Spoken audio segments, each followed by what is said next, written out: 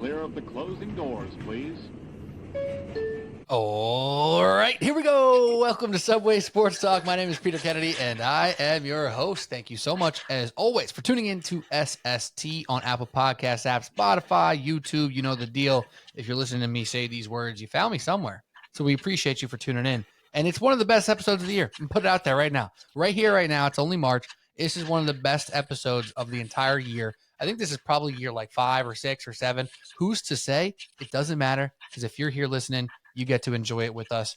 It's the baseball preview, people. We got a full Mets preview. We got a full Yankees preview with the two and only designated hitters of Subway Sports Talk. First and foremost, my friend, my partner, Alec Argenta. What's up? And there we have it. Alec, thank you for your time today. Appreciate you, what you have to say. No, I'm kidding. So excited to talk some Yankees with you. Typically in this time, we start stressing about the Knicks. I feel like we have a few weeks to stress about the Knicks. That's okay. We will stress about something else in a minute. But first, we'll say hello to our other designated hitter, Andrew Kalanya. Andrew, what's up, brother? Doing great, man. Happy to be here. I'll be honest with you, man. I'm not really stressing baseball right now. I have this question that's in my head right now. I'm trying to figure out who is cornier between Jameis Winston and Russell Wilson. I cannot figure out. I've been dying here trying to figure out who's the cornier dude, because they're just like equally eating the W, and then just Russell Wilson, just aura of just corniness. I can't figure out who's Russell Wilson. I can't figure it out, man. I can't think about baseball. Drew, I'm glad you brought that up, because I was planning on doing a few minutes, and I truly am praying for just a few minutes on this, because what happens is we say a few minutes and we go 12, and then it's like the whole pod's off the rails. The Giants also signed Russell Wilson 10 years, $10 million guaranteed, $20 million if he hits a certain playing threshold, if you will. So the money thing doesn't seem like a major problem. It's 1 year. We'll see what happens if he actually plays, how much or whatever. My only question to you guys about this is, do you feel like you know what the Giants are doing now? Because before they signed Russell Wilson and only had Jameis Winston, I felt like I knew what they were doing, and it was a path I was happy with. Sign Jameis, draft a quarterback, let's go do this thing. Now it's sign Jameis, sign Russell Wilson. Are we drafting a quarterback? And I don't like that they're not drafting one, because that means like a hard reset next year if things go wrong, which I think they will with both of these quarterbacks. So, Alec, what is your reaction to Russell Wilson, the New York Giants quarterback? I will caveat this by saying I don't really know anything about college football. I only know like what I hear on the on the news radios and whatnot. I didn't want Sanders. I didn't want Ward. I don't believe in the get a quarterback whoever the quarterback first is with the highest pick that you can get. I'm fine with them getting a blue chip prospect and getting an actual good value at 3, as opposed to just reaching and taking a quarterback because you feel like you have to. Especially if they take like Hunter. Let's get weird with it. Let's get Hunter and Neighbors next to whatever Jameis. That's a fun team. They might not be a good team, but that's a fun team for sure. Now, Drew, what is your read to this? I mean, at this point, you really have to think that like Joe Sheehan and Brian Dable, this is their chance. This is like literally their last chance. So I really don't think they're going to be taking a quarterback here either. I think they're going to be taking the best position player available and kind of trying to win as many games as possible, which I also think is a terrible idea to try to win games with Russell Wilson and or Jameis Winston and or Tommy DeVito.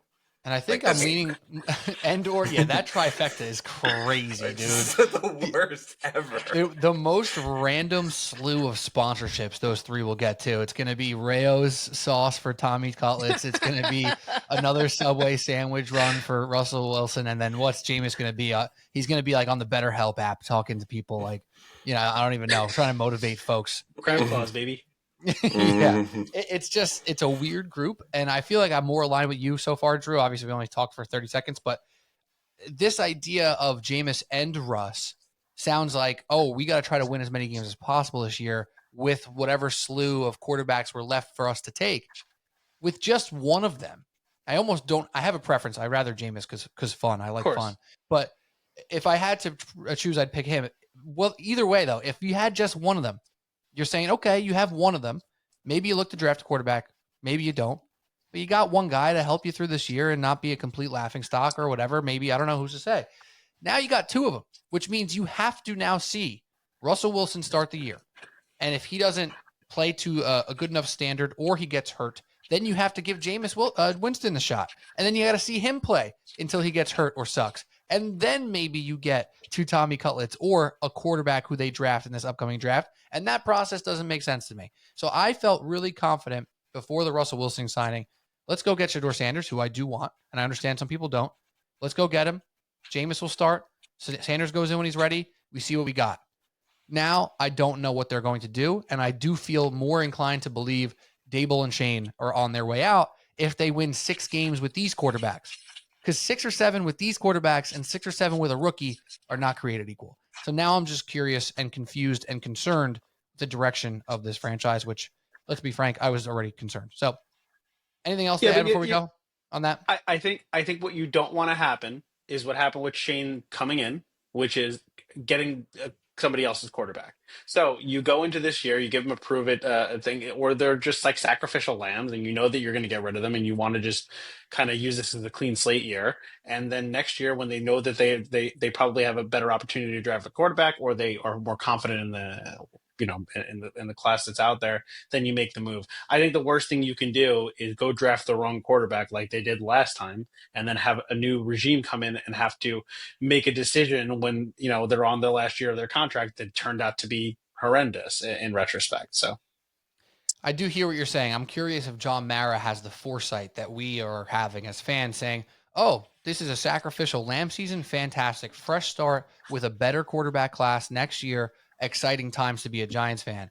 I don't think John Mara's thinking that way. And I do believe in Brian Dable's ability to coach and Joe Shane's ability to sign at least a little bit. And there's some pieces that we do like around or joining the New York Giants this year. So I'm just really nervous about that 7. Now I wish Hard Knocks was going on this year instead of last year. For real. Like, now I want to know what the fuck's going on in the room right now, man. Because, it obviously can't be worse than last year, right? Oh, God, I don't know. I mean, I didn't think last year was that bad from a Hard Knocks perspective, to be quite honest, but that's okay. I digress for now. I'm just nervous about the Giants winning 7 wins, which turns them into a L loser because they don't have a great pick again and won't get the top quarterback prospect again because they have Russell Wilson and Jameis Winston to win them 6 or 7 games for no freaking reason. Yeah, but you know what? You can always trade up if you need to, if you really want to, and you want to leverage your and mortgage your future on this kind of stuff. Like, it's there. They don't think it's this season. I mean, if you wanted to do it, they totally could get Cam Ward or Shedeur Sanders. Like, it's not like it's not available to them. They don't want to. It's not worth it for them. It would be in the future. Yeah. Now I'll be really interested if they just take Shedeur anyways, and then they got 3. Granted, they're not tied to too much money across the board on the quarterback position, so it wouldn't be the end of the world. But we guess they have insurance at that position now. All right, time for baseball. We got the Mets. We got the Yankees. We got 2 teams here in New York expected to be in the playoffs, expected to be deep in the playoffs, expected to be true World Series contenders. But that doesn't come without some question marks, without some worry, and without a summer ahead of us that is going to be a little more interesting than I think both optimist fans on both sides want to admit. But that's why we're here. Pete Kennedy, Andrew Kalanya, Alec Argento, to break down everything you need to know before the baseball season tips off on Thursday. So this question to me is always a fun one because it kind of puts us in the mind of the New York fan. To you guys, and Alec, I'll start with you.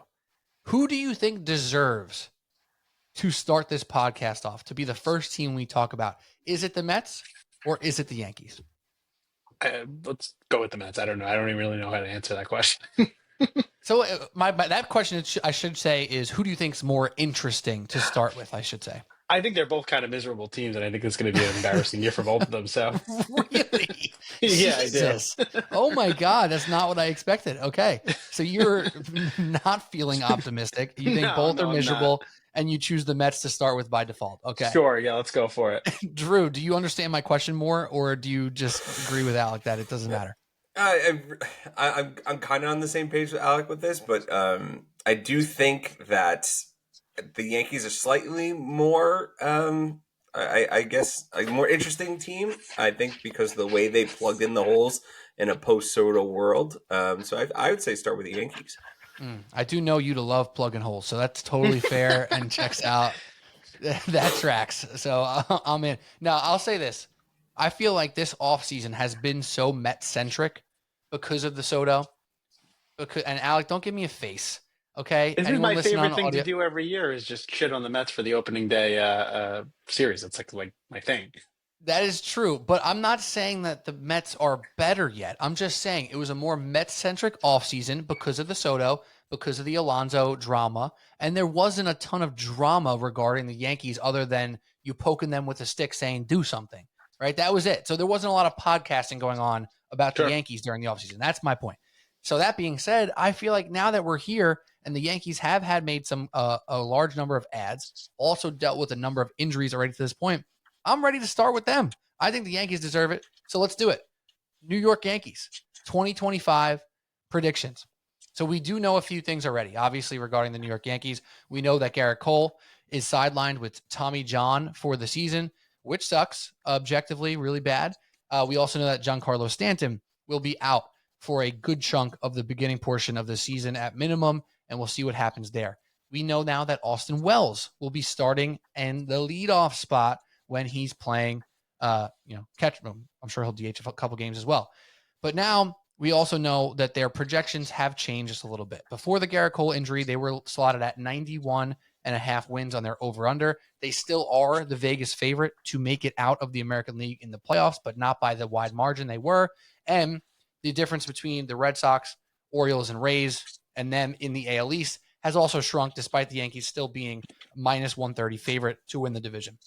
So that all being said, Alec, I want to start with you. Sure.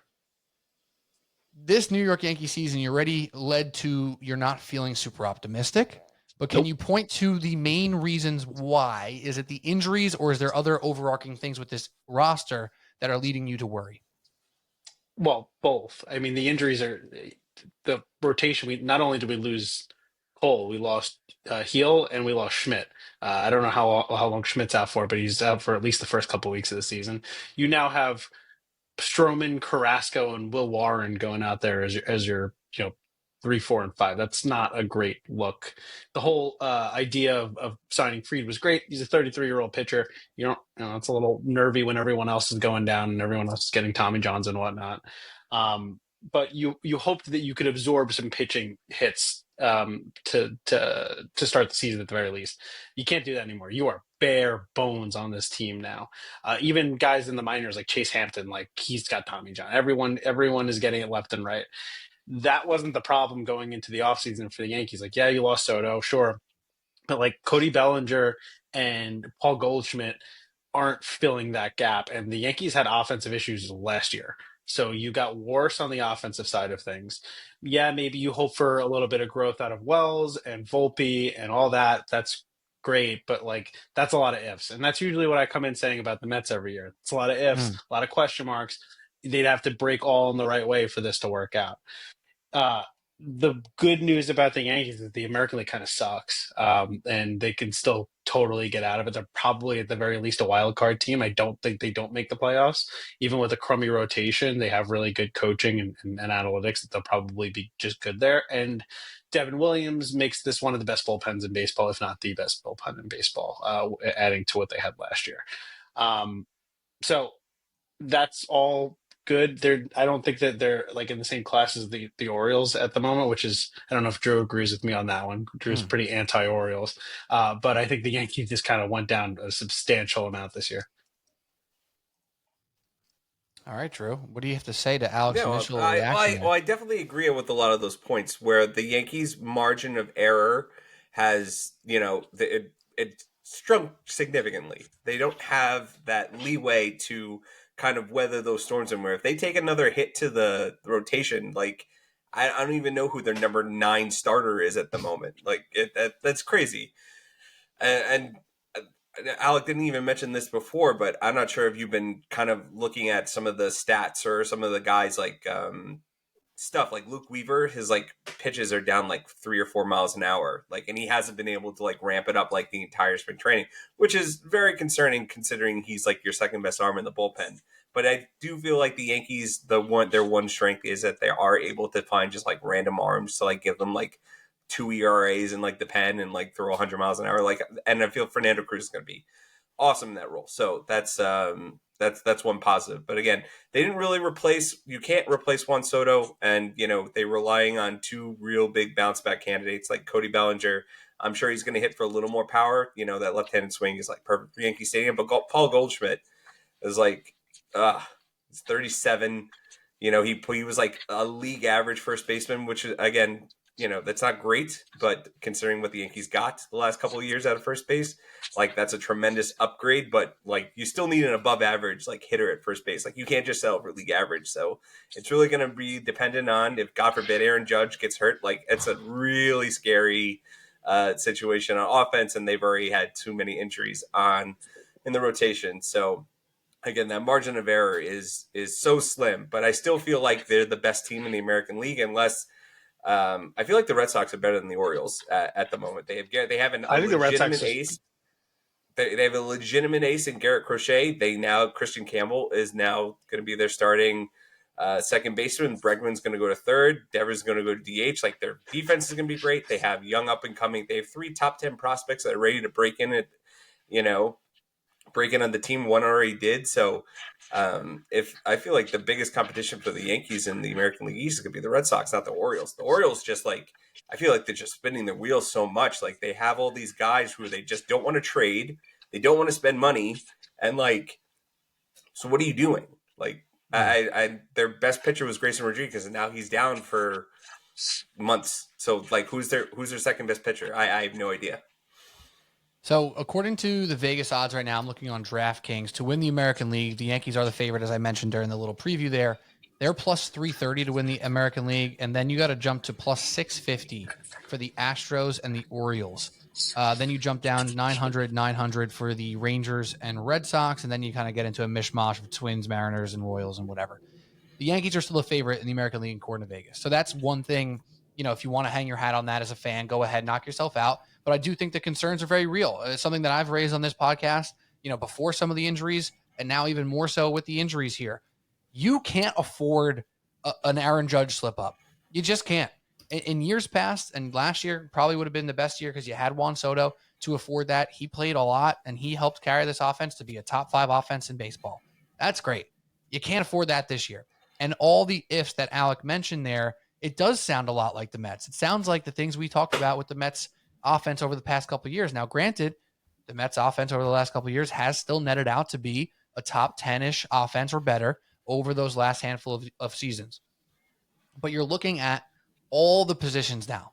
Who were the guarantees for the New York Yankees? Right now on offense, it's Aaron Judge, and maybe you get another combined one guarantee. Like maybe you got a half guarantee for Jazz Chisholm and a half guarantee for Austin Wells. And then who else is guaranteed to be anything, right?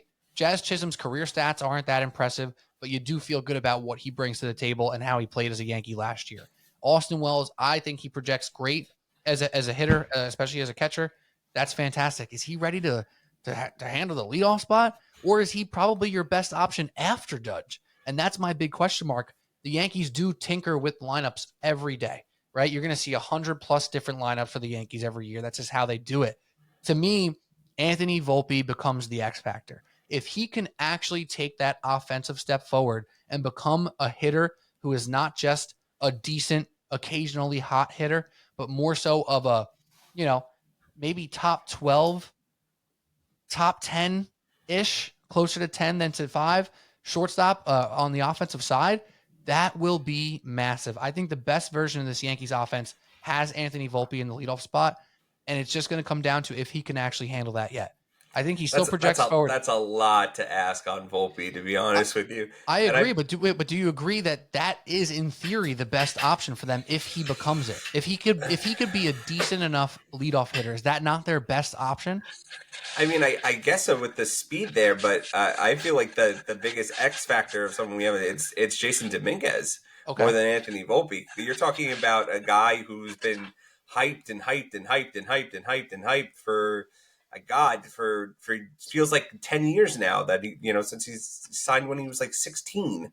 Like Yep. he's been this incredible guy, and we got the taste of him in 2023, and he came up and he got he was just hitting bombs off of Verlander and the Astros, and like he looked great. And then last year it took him a while to get back from Tommy John, as it does for most hitters, to try to get their power stroke back, and he was still hitting the ball hard, but his underlying stats were pretty good. But if he can be like, I don't think you need to expect him to turn into a top, an all-star caliber player, but I think he needs to be able to be an above average regular, to be a kind of, again, Soto in the aggregate, and be that kind of additional weapons around Judge. Like, again, you can't replace Juan Soto, but I feel like if you can deepen the lineup to a certain point, I think that's the best that I guess you can hope for. If you can just get league average or slightly above league average from Austin Wells, if you can get that from Dominguez, like Volpe doesn't have to be a top 10 shortstop as long as he can just be at an average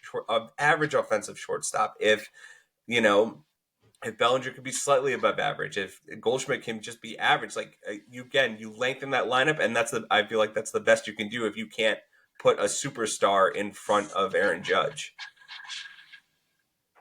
I don't understand that though, Drew. I mean, like what you're saying is, let's make this team average. If this team is average, we're an average team, right? There's not. I think you need that star power to push it forward. Look how like below average they were at so many other positions last year, aside from Judge. No, and I know, Soto. but they got worse in a lot of areas. Like, so you're saying that you want them to get average, but they got worse in a lot of areas. They lost some star power. You lost Soto. You didn't just lose Soto. Like, you have third base is a mess right now. It's an absolute mess for the Yankees. Right, field is a mess for us. First base is a mess for us right now. So, like, if you not only are you hoping for average, but you don't have the Juan Soto to change that lineup around. Yes, maybe Dominguez is there, but I don't have confidence in that. That's the same list of question marks that we had before, right? Maybe he's a game changer. I gotta highly doubt that. I mean, where are we assuming that when he struggled last year, when he was coming back from his surgery? So, I don't know. The pitching got a lot worse. The offense got a lot worse. So to assume that they're going to be average is to assume that the team itself in aggregate is average. I just don't see where it's going to, who on there is going to push us over the line on this. And I guess to that point, the question is, who are the candidates to take the leap? And the candidates, I think, in no particular order, would be Dominguez, Wells, and Volpe, right? And I think even with Bellinger and Paul Goldschmidt, you're not hoping for elite. You're hoping for good. And good is not average, right? It's better than average. So you're hoping for good from those two guys. Right. And that will make the difference. And that's coming back to the aggregate that Drew was picking up there. Like, all right, so you're losing the 142 OPS plus from Juan Soto, or maybe it was even higher than that. I think it was. And can you get a 120 and a 120 from Goldschmidt and Bellinger? That would be something. Because if you look at the Yankees lineup last year, you're seeing OPS plus as you're going down the list. It's 92, it's 98, it's 102. It's Aaron Judge and Giancarlo Stanton and Juan Soto, the only three players who were seemingly productive for the entirety of their playing for last season. And Giancarlo Stanton had a weird year last year, yet the team was so much better with him in the lineup. And now without him, you do lose some of that balance. So there's going to be a lot of people who have to step up. Now, the other question on the side of the Yankees position players here has been the defense, right? We talked about the defense a lot last year. Juan Soto didn't help that conversation. It didn't help that first baseman was kind of a changing position, even though Rizzo's good when he was out there, whatever. Third base, not great. Second base is probably better now with definitely better now with Jazz Chisholm. But there's still questions with Jason Dominguez. There's still questions with the third base position and what that defense is going to look like.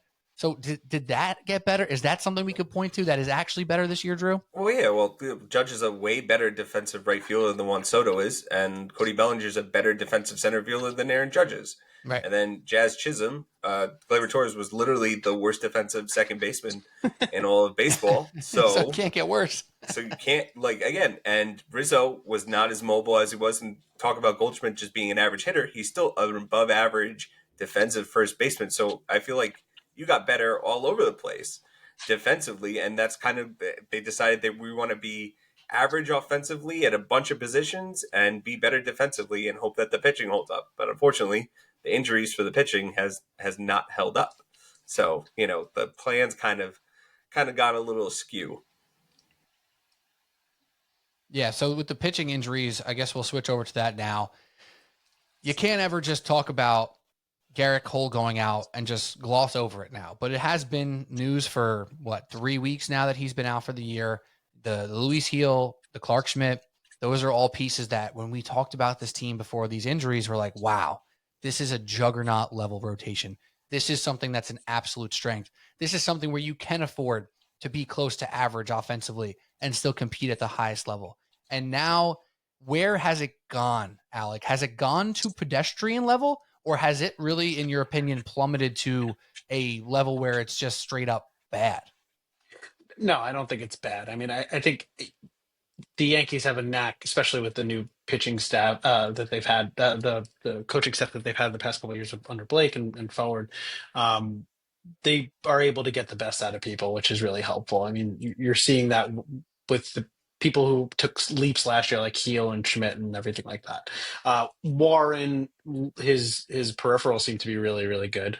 So you're hoping for something there. Carrasco's had a really great spring. I know he's old as hell, but you can. He's a major league pitcher, and you're hoping that you can get the best out of him. And Stroman is not my favorite person to have in there, but he's serviceable for sure at the back end of a rotation. You still have Max Fried, who I thought going into the season was going to be the number one, the ace on the on the rotation.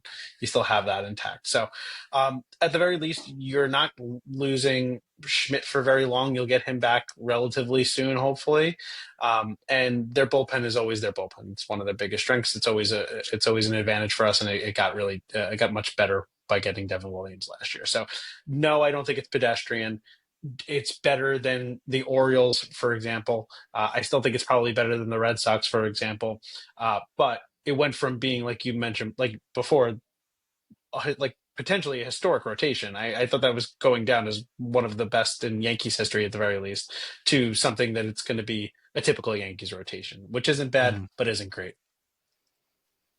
Yeah, and you really have to hope that Heel was, comes. They probably said around June, which probably means July. So if you get a healthy Heel in the second half, you'll get that famous Brian Cashman quote of "Getting Heel back is just like making a trade, guys. Let's not make a trade, but just like making a trade." And and obviously you're not going to see Cole probably until mid 2026, which is a bummer, but I feel like he brings some intangibles too. He loves being around the guys. He can be kind of like a second pitching coach there to kind of point things out and help guys through certain things. So, I mean, ideally you would like him to out there pitching, but I feel like that's not a complete loss.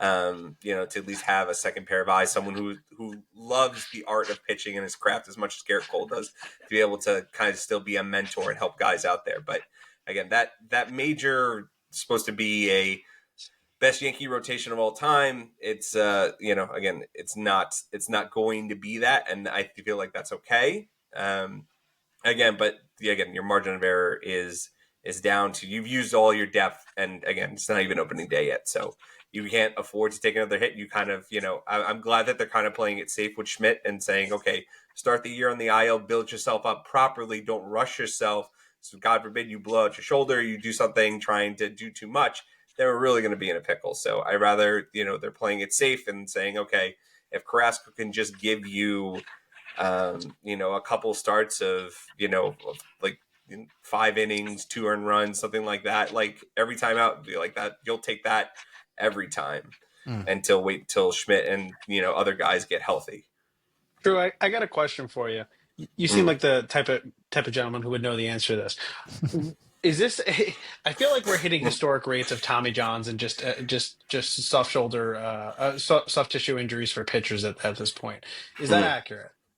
I think so. Well, I mean, this is like, I think they, from some data point I saw, it was like 65% of Tommy John surgeries happened between, like, I don't know, the last month and like beginning of April. Like all Tommy, like this is just like guys ramp up too quickly.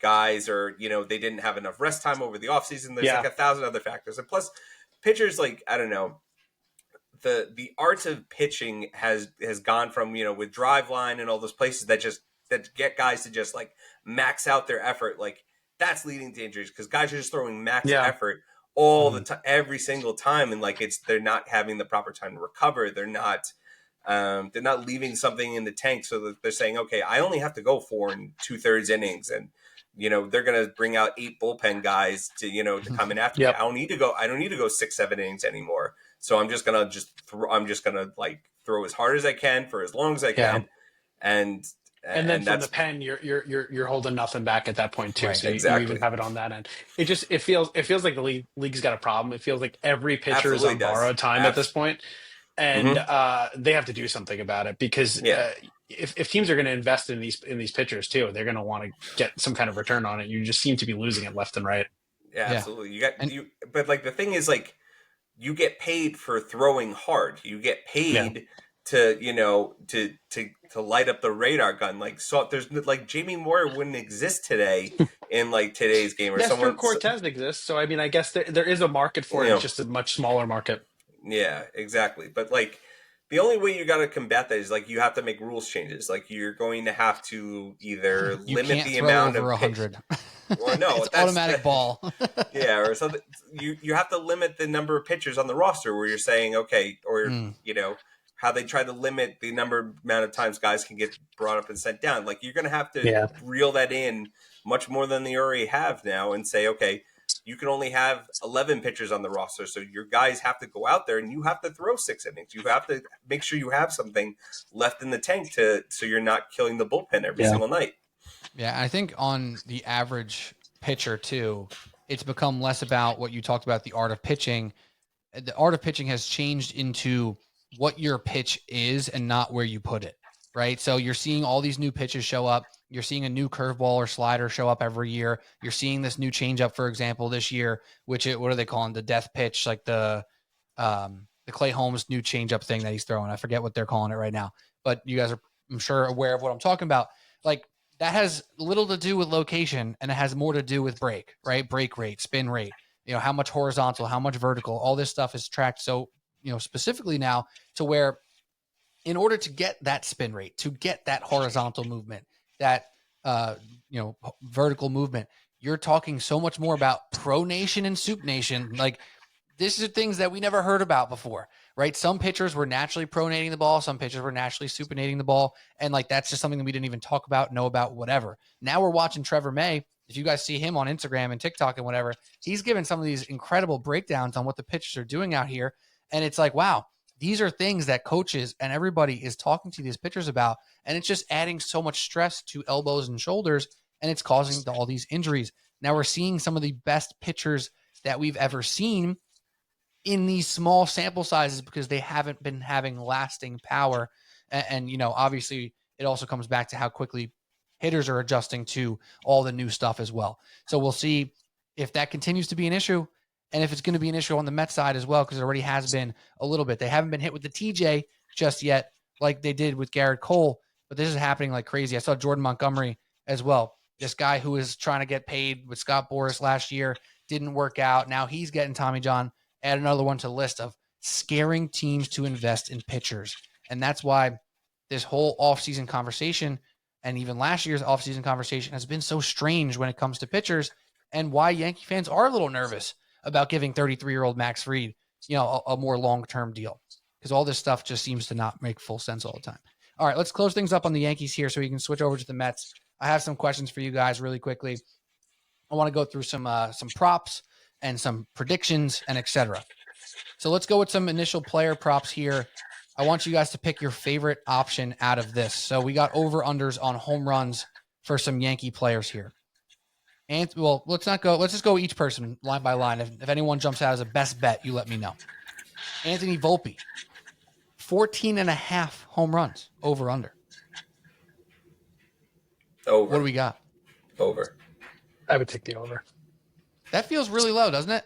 Yeah, it does. It feels like a perfect 15. I feel like he's hit 20, at least 20 plus the last 2 years. So it's only 2 years in the majors. I feel like he's hit at least for 20 home runs or close to it. So last year, Drew, I'm sorry to tell you this, 12 home runs for Austin Volpe, Jesus. Anthony Volpe, only 12. Well, he hit 20. He had to hit 20 in 2023, right? He did. He hit 21 in 2023. He only hit 12 last year, and he did play 160 games, so it wasn't a games thing either. he did jump his batting average up 30 points, but only his on-base percentage up 10 points, and his OPS actually went down. Yeah, he and was a worse hitter last year. He was a way worse hitter. Yeah, and that's due to the lack of home runs, frankly. All right, so that's Anthony Volpe. You guys both like the over. I tend to like the over, too. I like the Anthony Volpe come up this year. 24 years old now, 2 years in the league. No more, finding your sea legs. Like, you're here, and you're needed to be good. I think he'll hit over 14.5. All right, Austin Wells, 17.5, over, under. Over. Ooh. Yeah, I probably pick the over as well. I mean, he's going to be leading off. He's leading off, so he's going to get more at bats. And obviously now that Trevino is not here, he is 100% committed to being the starter. So he didn't even play in that many games last year. He played 92, 95 games, something like that. So yeah, I definitely take the over on 17 for Wells. And I'm curious if Austin Wells now as the leadoff hitter, if he might not catch as much, but will play more. Like, is he going to be, flopped into that DH spot in your eyes, Drew? I mean, now that Stanton's hurt, sure, I feel like they're going to use that more as a rotating, to get guys a day off. And, they have 3 catchers on the roster now. They have Vizcarra and Ben Rice on the roster. Well, so, they can afford to give him, DH days and not be afraid to, you have 2 catchers on the roster, when he DHs. So do you think Ben Rice is actually going to be catching this year?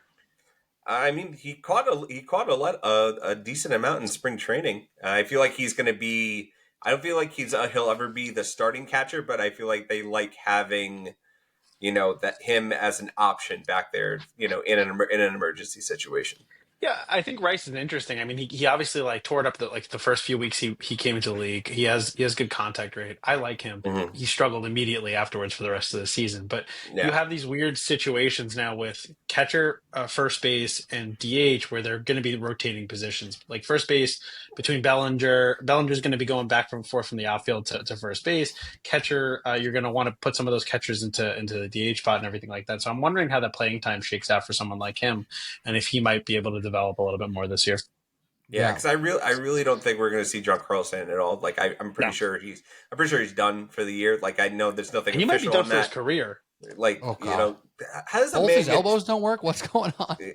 He might have to medically retire, like Embiid.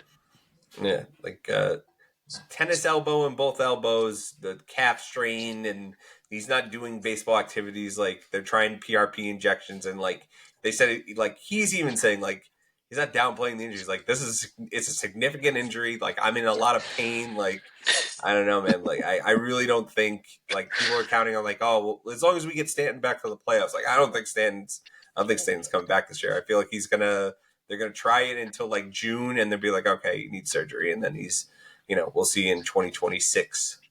Oof. Man, well, to go back to a bright side, because that is not bright, I do feel good about Austin Wells as well. I feel like that 17.5 is low. He was at 13 last year in 119 games. So he didn't play nothing last year, but I do feel like he'll come into the season with a bit more confidence and more readiness. And I do like the outlook of Austin Wells generally as a hitter. But again, another one where we're banking on Austin Wells to be probably a top 3 or 4 hitter, maybe guaranteed, maybe top 2 or 3 hitter for the Yankees this year. And he has never done it before, right? 322 on base percentage last year, just over 100 OPS plus. So it's not like he lit the world on fire last year, but he did have some very good stretches with a lot of promise. So I do like that. All right, Cody Bellinger, 22.5 home runs for Cody Bellinger. Over. Absolutely over. Swings made for Yankee Stadium. 100%. Alec? 100%. Definitely over. 100% over. So over his career, how many times do you think he's hit over 22.5? 4 times. He probably hasn't done it since 2019, but okay. He probably hasn't done it since 2019, but it's MVP year, but he's probably done it I'd say 3 times. So he did it his first 3 years in the league. He hit 39 as a rookie, 25 in year 2, and then 47 in his MVP year, which is obviously an outlier at this point here. Then he went 12 in the COVID year, so that doesn't really count, COVID year, whatever. then 10 in 95 games, 19 in 144 games. And then 2 years ago, he had 26 for Chicago in 130 games. And last year, 18 for Chicago in 130 games. But yeah, I mean, listen, it makes sense, right? He has the swing. He swings for the fences. The fences out there in right field ain't that far, right? So there's a chance he can smash that over. I think if you look on these odds have been from FanDuel, by the way. If you look on DraftKings, they have like these brackets of like you can go 25 plus, 30 plus, whatever. The odds are a little juiced down on you there, but you can get Cody Bellinger at 30 plus home runs at plus 340. So if you feel really good on Cody Bellinger and think he can go for 30 this year, plus 340. How you doing? I'm just saying. I mean, it's possible they're playing more games in Yankee Stadium this year than ever before because Tampa's playing they're playing in Tampa and it's the same dimensions as Yankee Stadium. So you think you're playing in like 87, 88 games in Yankee Stadium, so it's entirely possible. All right. So now Aaron Judge, by the way, 47.5. I feel like it's dumb to even talk about his number. 47.5 is the highest in the league. It's like, why would you bet under? You're just trying to be different, right? Is that where we're at? Yeah. Yeah. So there you go. Yeah. All right. So now last thing on the Yankees here before we say over under and final prediction. Can you guys give me your non-Aaron Judge MVP for the New York Yankees in 2025? Alec, we'll start with you. I'm excited to see Jazz. I like that guy. I think he was fun for the team last year. I think when he was healthy and it wasn't the playoffs, he was just kind of lighting it up for us. He brings added dimensions that we don't get from a lot of other players. He can swipe some bags. He can hit some home runs. He's fun out there, and I think he brings some energy to the team, which was well received in a way that I didn't expect it to be. So, guy's got a ton of talent. I'm hyped about it. I think he's gonna have a big year this year. Jazz was my number one pick, but I don't want to pick the same thing. But I'm actually really the one part of the Yankees offense where I'm actually kind of optimistic about. Because right now, if you look at Fangraph's potential lineup, you see Jazz at 5, Volpe at 6, Dominguez at 7. And if you look at their potential stolen base and home run totals, like each guy looks like they're at least going to be their potential to be like 20-20. So you have like 3 guys that are very athletic. Guys that can steal bases, all kind of hitting back to back, and like you could do double steals. You can be a little more aggressive on the base paths. Like you have your kind of your boppers up top, and you kind of are a little more athletic towards the middle and the bottom of the lineup. So that actually makes me a little bit more, kind of makes me feel a little bit better, even though I don't feel great about the Yankees offense overall. But if I am going to pick an MVP, I think it's going to be Max Fried. Him coming in. Now that he has that expectation of, you're now the Yankees ace, I feel like Matt Blake will be able to, he even talked about it when they signed him that, we feel like we can optimize him, we can maximize his repertoire, we can make him an even better pitcher. And he's been one of the leading pitchers in all of baseball in like soft contact. So I feel like you can make him even better and he can be kind of that savior for a rotation that kind of desperately needs it. So 3 of us all love Jazz Chisholm because he was going to be my pick as well for the non-Aaron Judge MVP. I love the dynamicism that he brings to the table. When you see him at the plate, you know that there's any sort of outcome can come to play. He can hit a single and steal second. He can smack doubles and triples, and he could also drive the baseball and hit some home runs, as we saw. His most prolific home run stretch of his career was easily the stretch with the New York Yankees after he was traded there. So I love that part of it. To be different, though, I will pick Cody Bellinger. I think Cody Bellinger is going to bring a solidity to the outfield, and you are going to appreciate his defense a ton. He's very good out there. I've been critical of him, saying he's a huge if for this Yankees offense.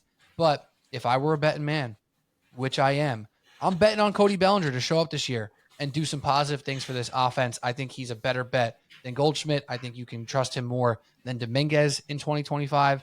And I do still like the Dominguez hitting prospects moving forward, but Cody Bellinger will make a splash for the Yankees. All right. Over-unders for the New York Yankees, 89.5. Boys, Drew, we'll start with you since we started with Alec on the last couple. Over under 89.5 for the New York Yankees in 2025. What will they do? Slightly under.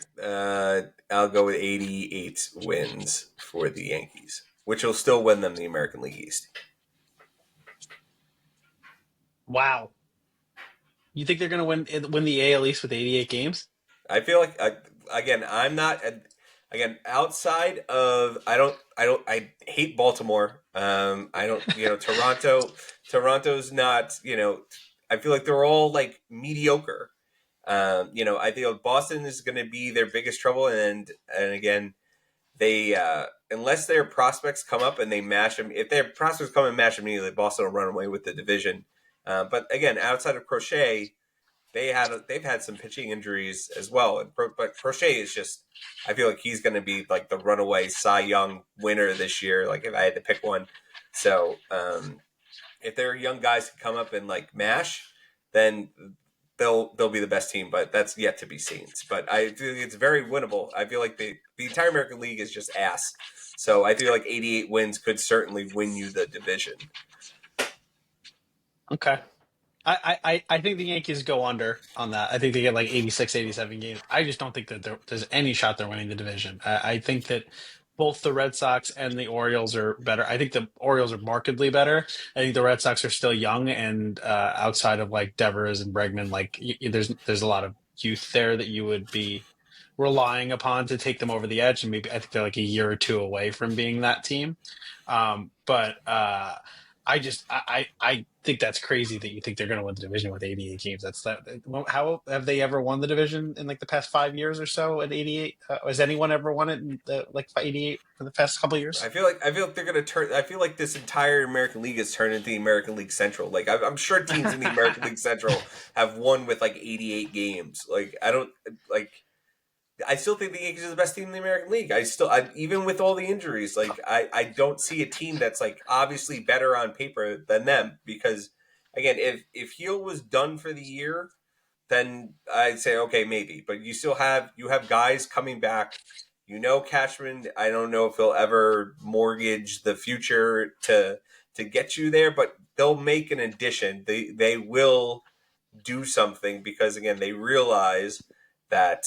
Aaron Judge is 30, 33, 34 years old now. Cole is not the ace pitcher anymore. I think, we talk all the time about how, the Yankees need to be aggressive because these guys aren't going to be in their prime anymore.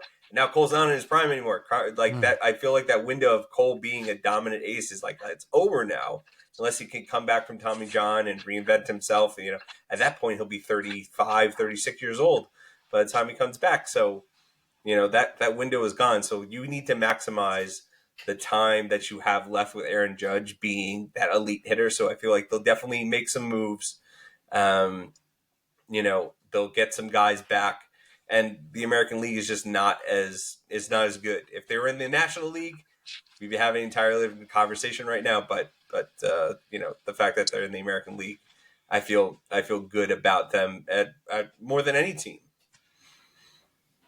Yeah, and Garrett Cole only pitched 17 games last year, right? It's not like Garrett Cole was out here every 5 days with a 2.8 ERA for the Yankees last year, and they still, were one of the best teams in baseball, obviously made the World Series and did what they did. I think you guys are being a little pessimistic here. I think that the Yankees still go over. I think it's slightly over.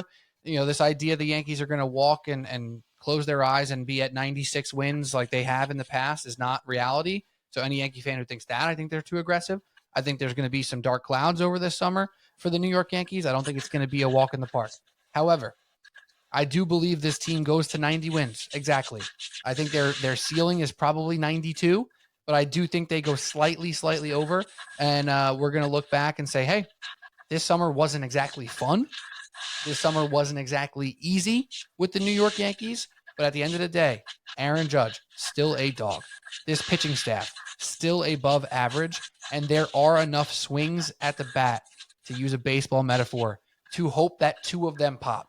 And if 2 of these players, Jazz Chisholm, Jason Dominguez, Austin Wells, Cody Bellinger, Paul Goldschmidt, Anthony Volpe can pop, you are looking at a good offense again too. So I think there's a real chance for this team to be still good and not be considered great, but still with a chance to win the American League East, obviously, and with win the American League overall. I don't think they're going to win the division, though. I think the Boston Red Sox go ahead and win the division. 93, 94 wins. I think they're going to be the best team in the American League East this year. All right. Final thing. How far they go. Where they go, Drew. They're going to end up in the World Series again? Yeah, I'd probably say that. And they'll lose to the Dodgers. Ooh. Again. Alec? I think a young up-and-coming team somewhere is going to supplant the Yankees and move past us this year. I think the Yankees will make it to the playoffs. I think they'll be a wild card team. I think they'll make it probably this. They'll probably play the Indians, the Guardians, or the White Sox or something like that in the first round, or the Twins. They'll get past them, and then they'll get smoked in the CS or I guess it would be the DS at that point. Yeah, I think that the American League is being looked at as bad right now. I think that's a mistake. I just think there's no fantastic team in the American League. I think there is a great team a very good team in Seattle, a very good team in Texas, a very good team in Boston and Baltimore, and a possibly up-and-coming team in Oakland, right? Some people are hyping up the Athletics. They spent money for the first time ever. They got some young guys who are kind of exciting. Sacramento, not Oakland. I like the A's. Yeah, right. The Sacramento A's. Very, very fun. So I think the Yankees don't make it to the World Series. They lose in the second round of the playoffs, but at least they're in the race again, and Yankee fans can be pissed about something. All right, let's move it to the Mets. And it's already 50 minutes into this podcast, which is longer than we wanted to, but that's what you get when you get an MLB preview of the Mets and the Yankees. So now it's time to talk New York Mets.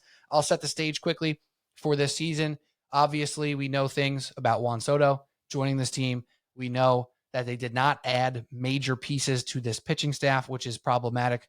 But we do know they retained Pete Alonso and did make some marginal moves elsewhere, which we will dive into when talking about this rotation and talking about this bullpen and talking about David Stearns, I'm sure, in the pitching lab, which people love to talk about.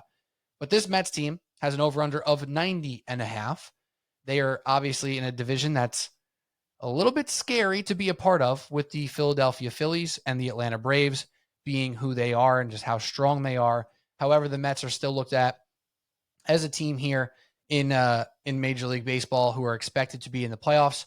They are minus 250 to make the playoffs, even though the Braves and Phillies in their own division are bigger favorites to make the playoffs. So right now, Vegas is projecting 3 NL East teams to make the playoffs right now. And just for the record, Yankees minus 250 to make the playoffs as well. But that's the best odds in the AL, where the Dodgers are minus 2,500. Jesus Christ, screw the Dodgers. All right. We also look at championship odds for the New York Mets. They have the 5th best odds at plus 1,200. And of course, to win the National League, they have the 4th best odds right behind the Phillies at plus 700. Of course, the Dodgers are the favorite, and Braves are number 2. So the New York Mets, Drew, let's start off with, you know what? No. Alec Argento. The New York Mets, very hyped offseason for fans, a very grandiose offseason for the New York Mets. But right now, the expectations aren't vastly different than they've been in the past few years, because in the past few years, they've also had expectations to win a division, to win 90-plus games, to make the playoffs, and make a World Series run. So what say you about where they sit today as the season starts in just 2 days? Okay, so here's my take on the Mets. If the Yankees did that, we'd be sitting here saying that this was the worst offseason the Yankees could have had. They didn't invest in anything besides one player. And if we're treating the Mets as if they are the Yankees tier, the Dodgers tier, the Red Sox tier, like we have been, and that's always my point with them, you can't just go get a Juan Soto, who's coming off the best year of his career because he had one of the best offensive seasons ever by a player behind him. And just leave it at that. You have Clay Holmes as your opening day pitcher. That is bad. That is objectively bad. Not good. No way around that. This rotation is terrible. You have Senga, who we like, but also coming off of major injury, and we don't really know how he's going to be in a full season. And then you got a bunch of trash. And I know that Stearns did a great job last year, but eventually you're going to turn back into a pumpkin. Bullpen ain't great. You're hoping for to catch lightning in a bottle twice with a lot of players like Vientos last year that that were awesome, but you have a pretty aging team too. You have Alonso who doesn't want to be there. He was trying to leave the team the entire season, the entire off season. You have Lindor who he had 2 good seasons in a row. That's great to see. I didn't know if we were going to get that out of him. And then Marte is old, Nimmo is getting old, McNeil is old. This team is old all around. This is a Yankees team. They look like a regular Yankees team. A couple old aging stars, one superstar in there, and a bunch of holes all around the rest of the roster. So that's why I think that they're both like at the same level for the entire prospectus of the year.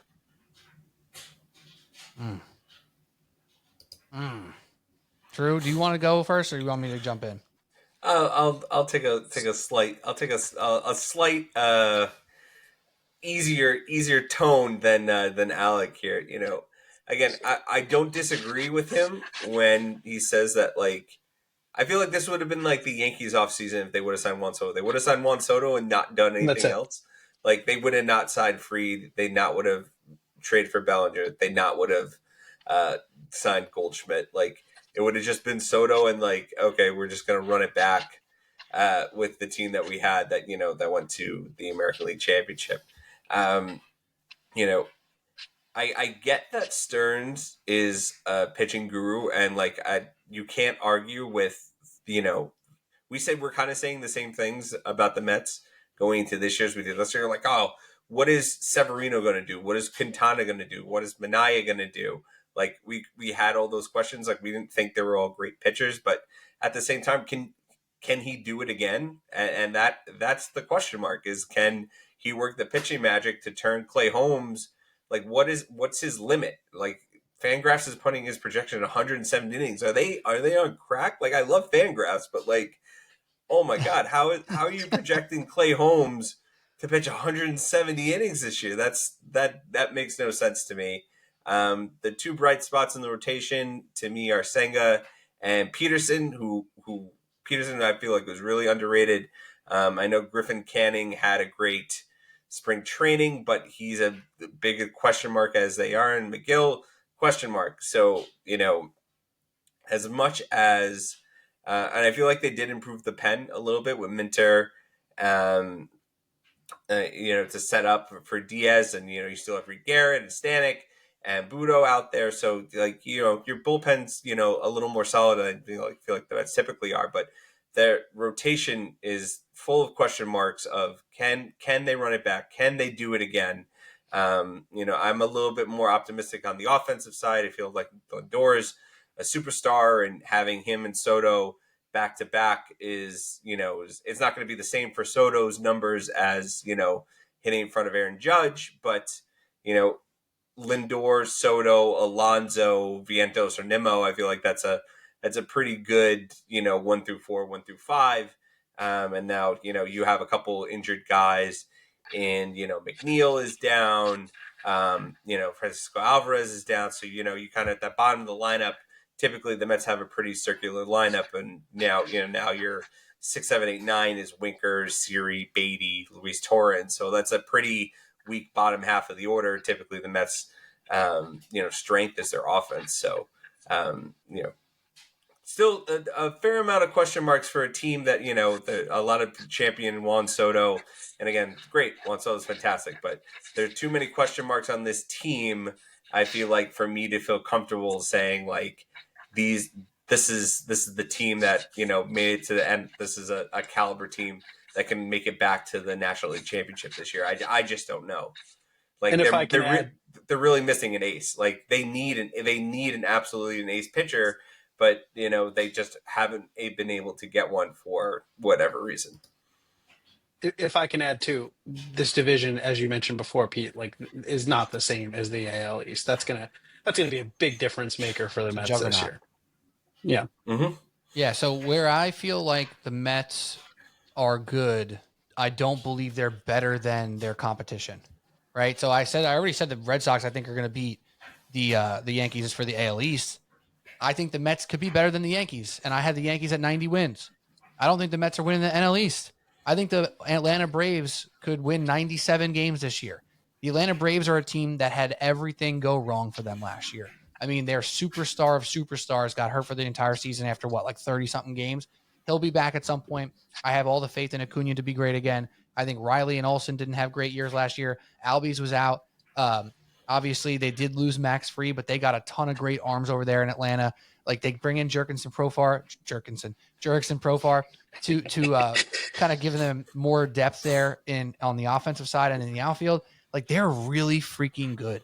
I'm scared of the Braves, and the Phillies are still awesome, and their rotation's freaking really good, right? So I feel good about the New York Mets in a vacuum. I think the Mets in a vacuum are a very good baseball team. I think in reality, they are competing with a lot of very good baseball teams because not only in the NL East, granted you have the Nationals and Marlins who hopefully you could take advantage of them and beat them up a little bit, but you got a couple good teams out in the West, in the Dodgers and Padres and Diamondbacks. You got a team in the Central like the Cubs who are still pretty good. You got a team like the Pirates who might be sneaky decent this year, right? Like the NL has more depth to it than the AL. It has more high end and more middle end teams. So it is going to be a scary, treacherous road for the New York Mets. But I do think they rest their laurels on this offense. I know we're talking about Juan Soto not having Judge behind him. I think we do have to add that Lindor has Soto behind him. So what can that do for Lindor, True. building off one of his best seasons of his career, which was just incredible last year? And then the big question marks to me are the two-headed right-handed monsters of Vientos and Pete Alonso. If Vientos can duplicate what he did, not just in the regular season, but in the playoffs, holy shit. Mm-hmm. It's asking a ton. But what he did for a pretty decent portion of the season was really good. If he can be close to that, we're looking at a really legitimate offense without Pete. With Pete, if he's closer to his first 4 years of his career than his last two, we're talking about a top 3 offense in baseball. And I know what we're talking about with the bottom half of the order, but I do think there still is some strength in numbers there. When you talk about Winker, you talk about Alvarez coming back at some point, and you talk about the swings at the apple with the Beatties and the Acuñas of the world, and you get some of these guys a chance here. They have the chance to be a very, very good offense. The questions are the pitching. This But David I would Stearns. also, Go ahead. I would also say, like, I keep the mirroring of the Yankees teams of the past like 10 years or so. It's very, very apparent here.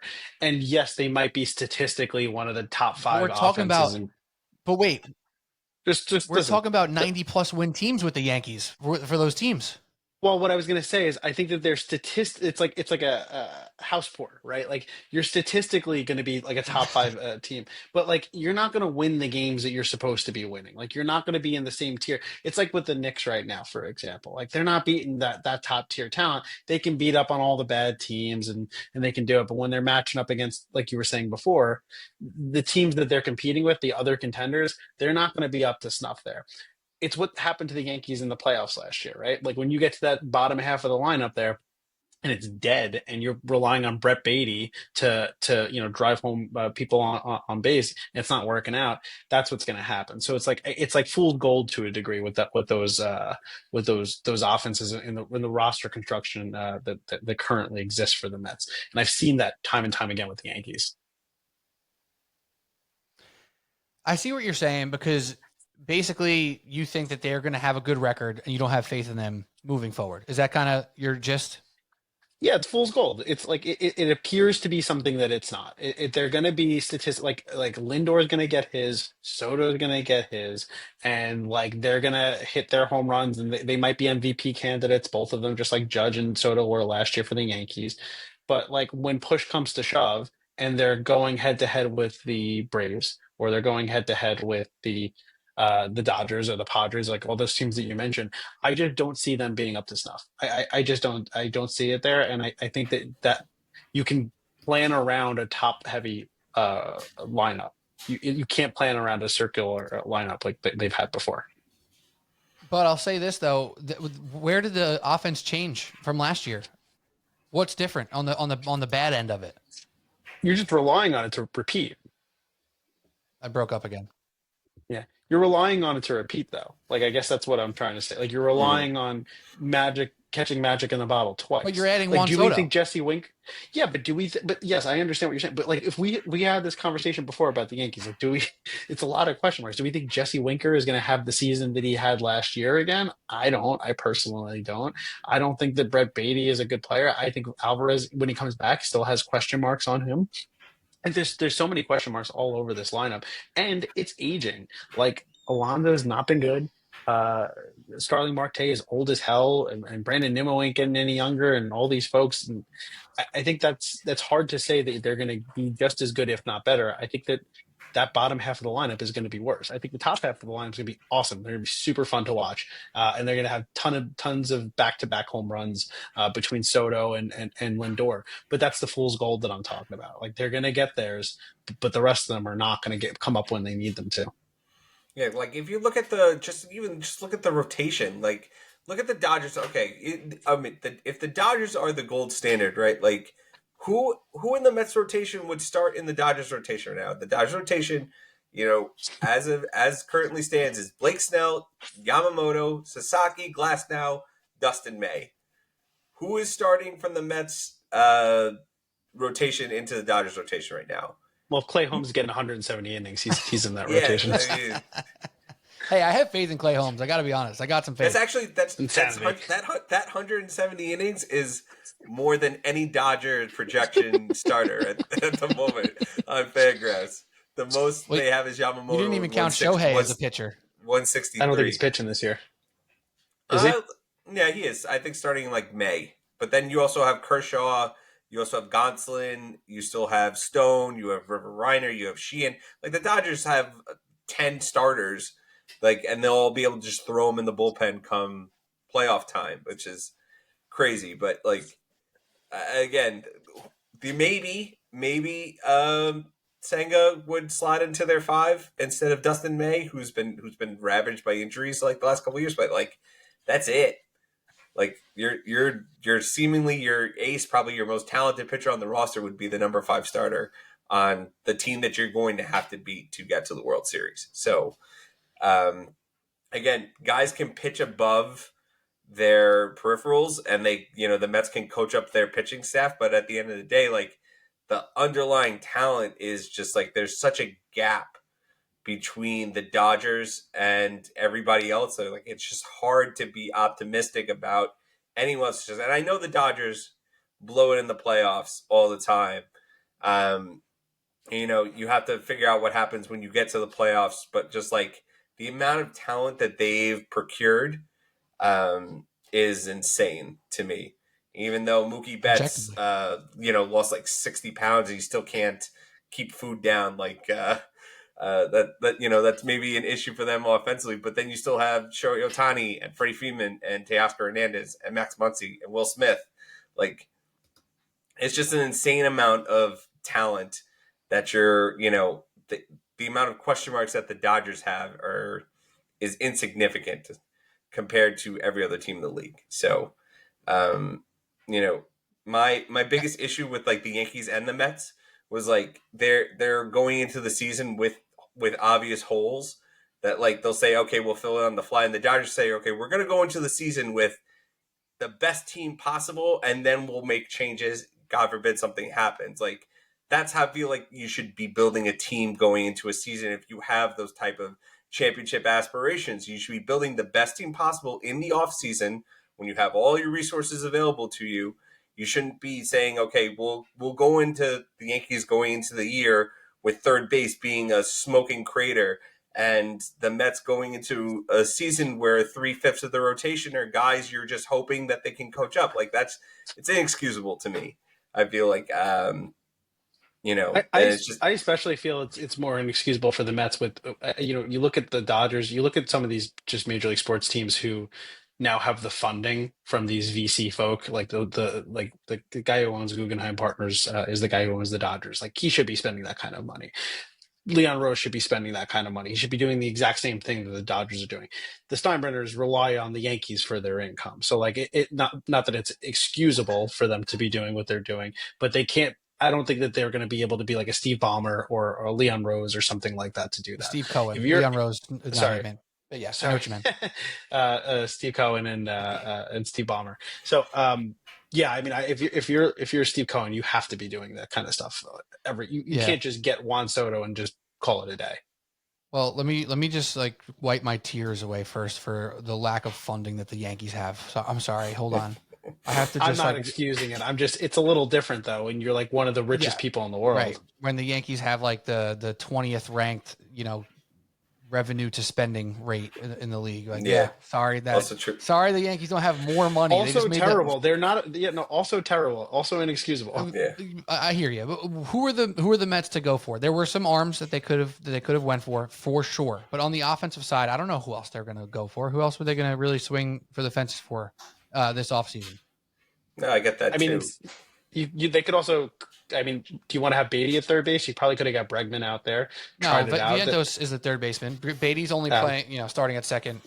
He's Right, platooning at right, second right. with Acuna probably because McNeil's hurt, And which you is have those also not in-house, great. and you Yeah. have those in-house options to fill in for McNeil. I mean, obviously that wasn't Cohen that gave McNeil that extension, So you're kind of just riding it out with him until he kind of gets off the books. But you have like younger, talented guys that you can kind of plug in. Like the Mets have like depth, not like great depth, but they have more depth than I'd say the Yankees do offensively. That be able Oh to yeah. plug in guys and be like, okay, we can at least see what we have, and Brett Beatty and Acuna to see what they can do at second base.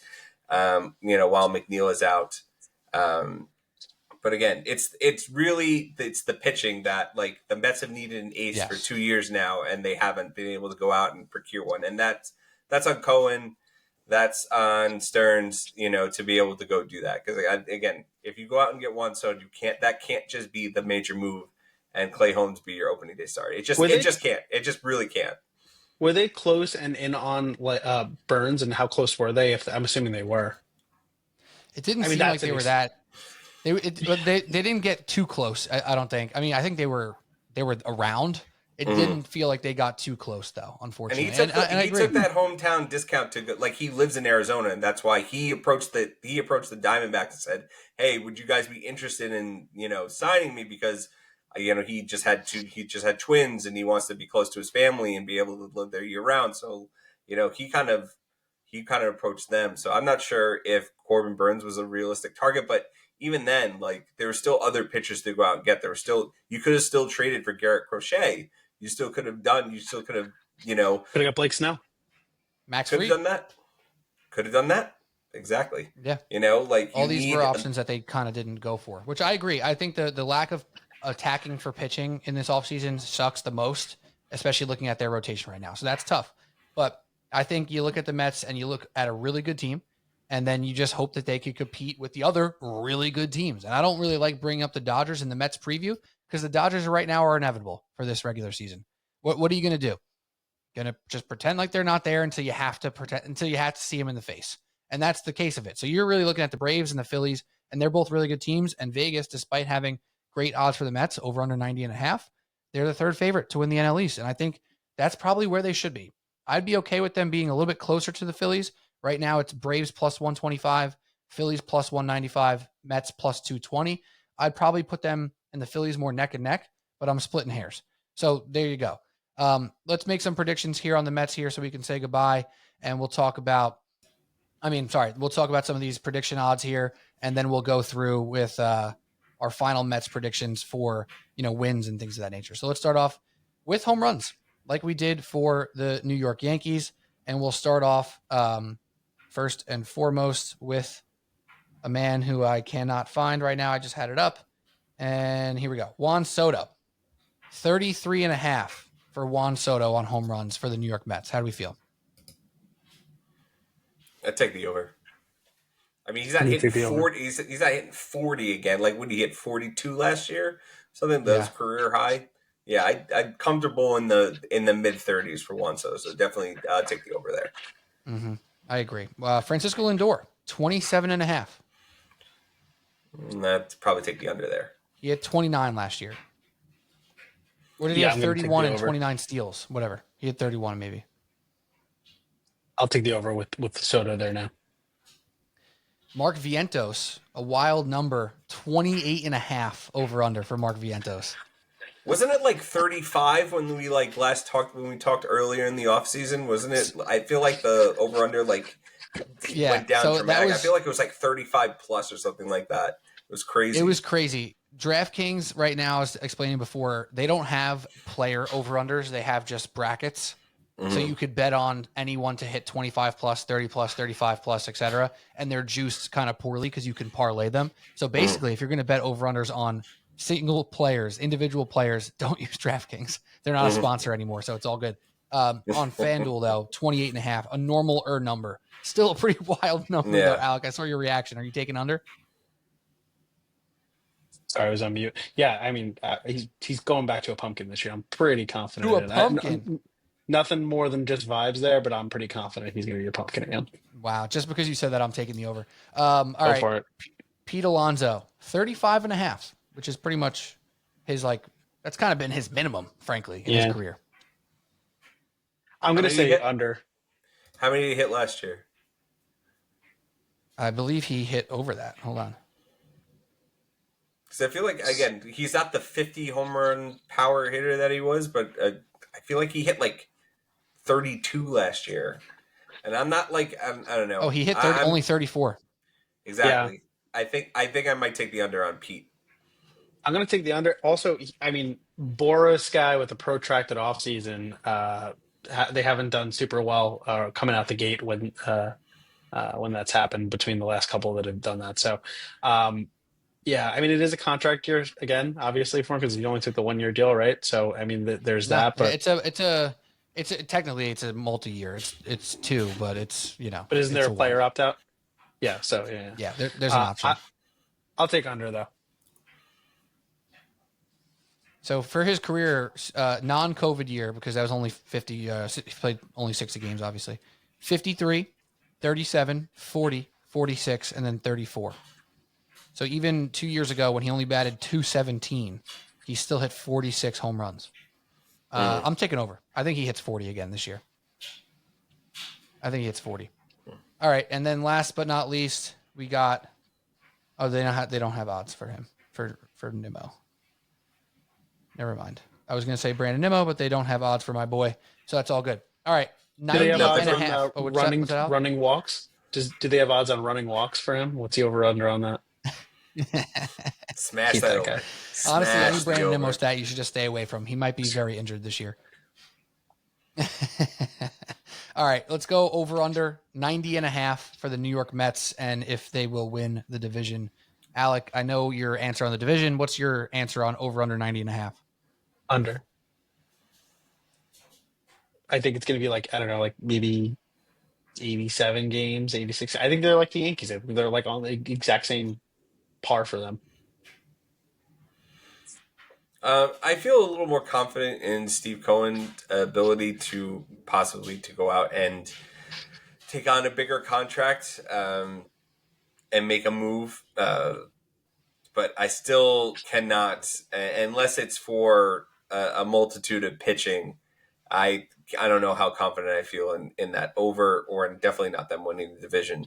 I'll do the under. I'll say 80, 89 wins. And a solid second place in that division. Wow.